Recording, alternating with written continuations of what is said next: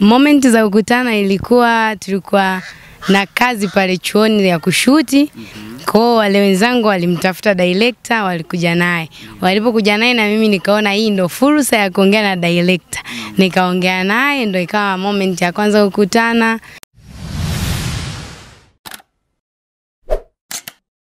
Yo, mambo vipi mtazamaji wa Imara TV? Karibu sana kuweza kupata habari tofauti, stories zinazohusu burudani, lakini pia tunakuelimisha kwa namna moja ama nyingine. Usisahau kusubscribe, kulike, kucomment na kushare kwa ndugu jamaa na marafiki, kwa maana ya linki hii ya interview hii tunayoenda kuifanya hii leo. Mtangazaji wako ni mimi Steven Jones, nyuma ya kamera yuko SOONER Director Suna, yuko hapa, na leo tutakuwa na moja kati ya waimbaji chipukizi katika muziki wa Injili. Ana mengi sana kuweza kuzungumza nasi, lakini kubwa zaidi ana kazi yake mpya ambayo tunaenda kuifahamu kwa undani na kuyajua mengi zaidi. Tuone pamoja mpaka mwisho katika interview hii makhsus na maalum kabisa kwa ajili yake.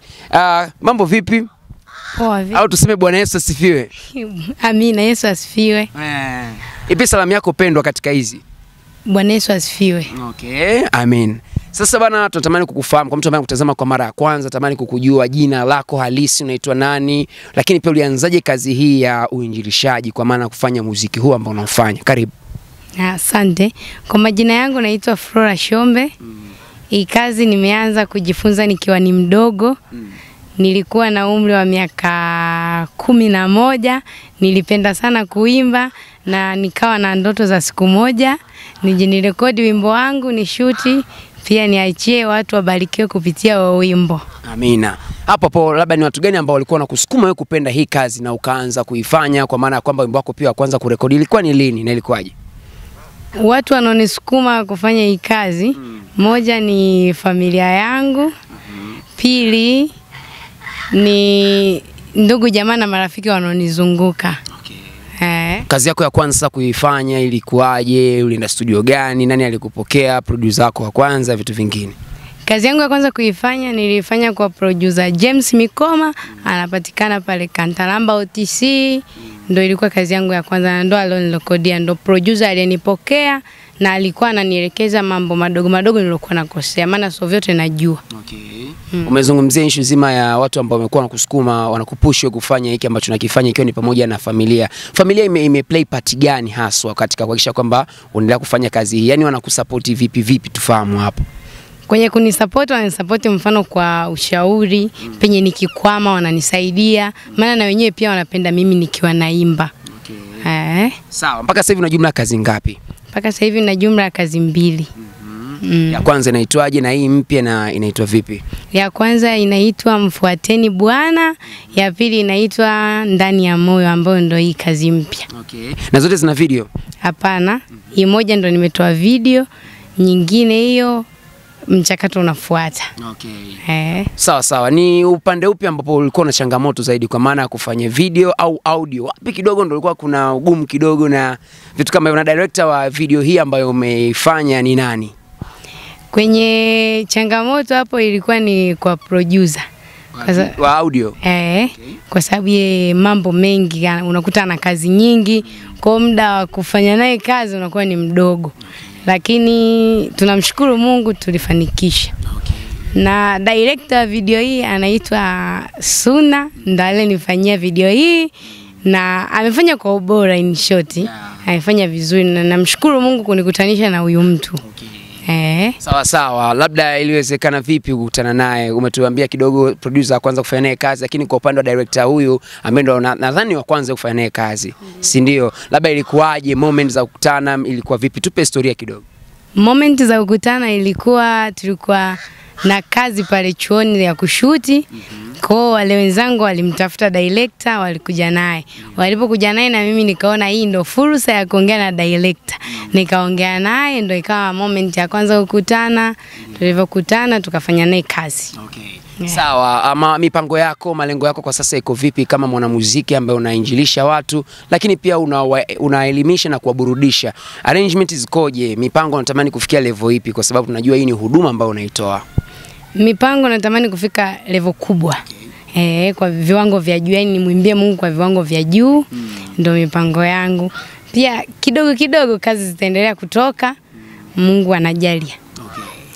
Bwana mtazamaji wa Imara TV, bado tunaendelea kupiga story hapa na Flora na mengi sana kuzungumza na sisi, lakini kubwa zaidi ni kwamba huu ni ujio wake mwingine ambapo anakwenda kuachia video pamoja na audio kwa wakati huu ambavyo unavyozungumza.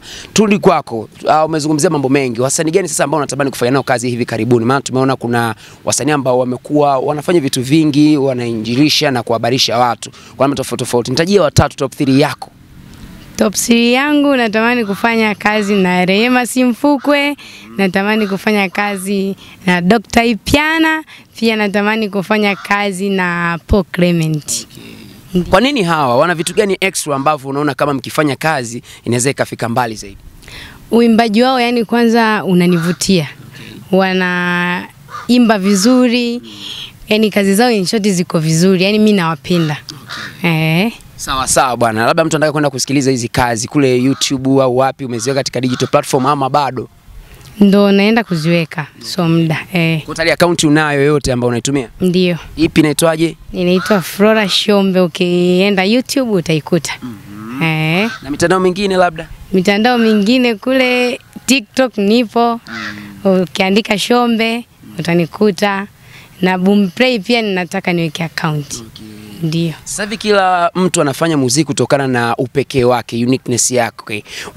Kwa upande wako wewe, upekee wako uko vipi katika kazi ambayo unaifanya? Kwa sababu tunajua kila msanii ana vionjo vyake, ana testi zake na nini. Wewe kwako ikoje? Unajitofautisha vipi na wasanii wengine wanaofanya muziki wa injili kama wewe?